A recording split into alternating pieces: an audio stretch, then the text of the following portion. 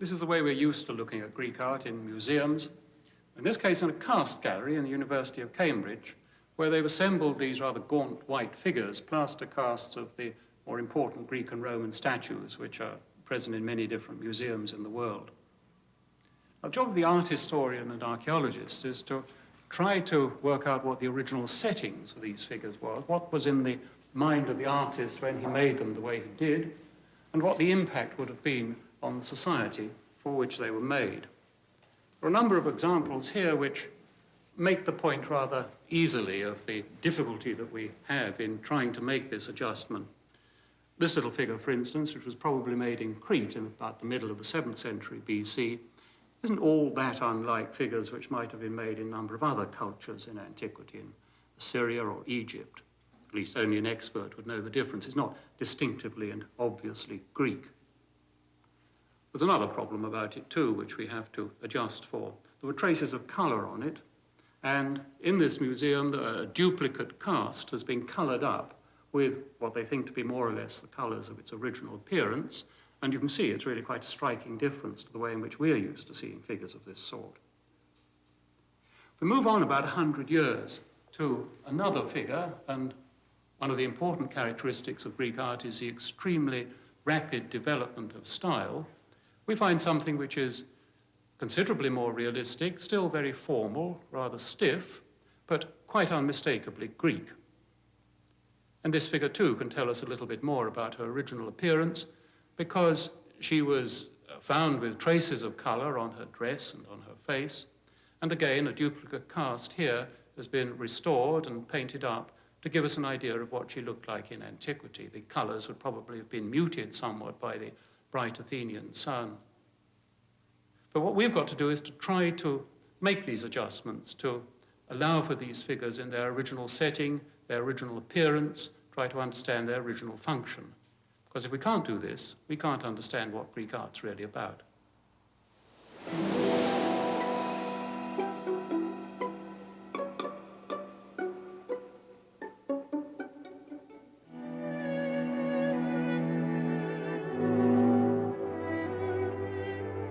The art we recognize as Greek was produced in the millennium between 2,000 and 3,000 years ago. The temple at Sunion was built in the great classical period of Athenian triumph, but centuries before, Greek society was already recognizably different from the other cultures of the ancient Near East. Persia and Egypt were mighty empires ruled by dynasties that gave themselves the status of gods. The Greeks lived in small city-states under the rule of petty kings. The scale of these small Greek communities, clinging to a rocky landscape, never far from the sea, made them vulnerable to attack from larger forces, but also threw them back on their resources of fitness, strength, intelligence, calculation, and above all, individual heroism. The idea of the individual, standing proudly independent, is one of the most powerful and resilient ideas in human history. The figure of the kouros shows this idea taking the center of the stage. Andrew Stewart teaches at the University of California at Berkeley. It's often said that statues like this are emblematic of early Greek culture. I think they are, and I think they are for 4 reasons. The sculptor has taken the statue's clothes off.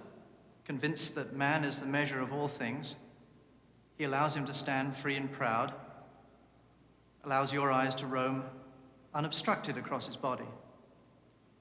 He's autonomous. The sculptor has stripped away the back pillar and the screen between the legs of the Egyptian statues that were his predecessors, and has allowed him to walk forward in 3-dimensional space. He's beautiful. He's also youthful. The sculptor has chosen that period between 18 and 21 that the Greeks believed was the prime of one's life, the acme of one's existence on this earth. As a result, the statue could serve one of 2 main functions. It could be offered to the gods, particularly to Apollo, the epitome of this youthful ideal projected upon the heavens, or it could stand above the grave of a man of any age, reminding his descendants of that time when he was in the prime of his life, standing youthful, proud, autonomous, beholden to no one, the measure of all things. The male figure, naked, proud, idealized, did have a female equivalent in the Kore. She too is beautiful, but she is serene rather than heroic. She's clothed and static, not boldly striding forward like the male.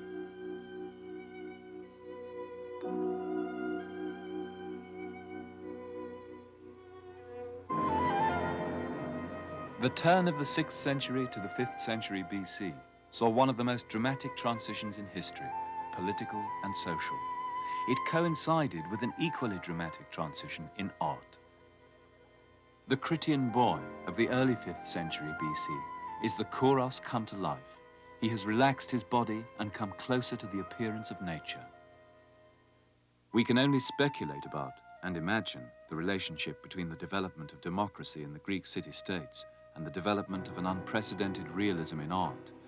But both, in their quite separate ways, reveal a new excitement in the idea that individual human beings can take charge of their own destiny, even though they do so under the capricious gaze of man-like gods.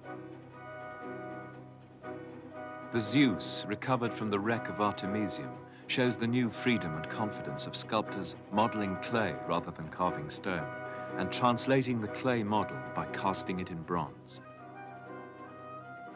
The Zeus describes his power by reaching his hand far out over his realm, brandishing his thunderbolt, gazing unwaveringly towards the horizon. He stands like an icon of divine power.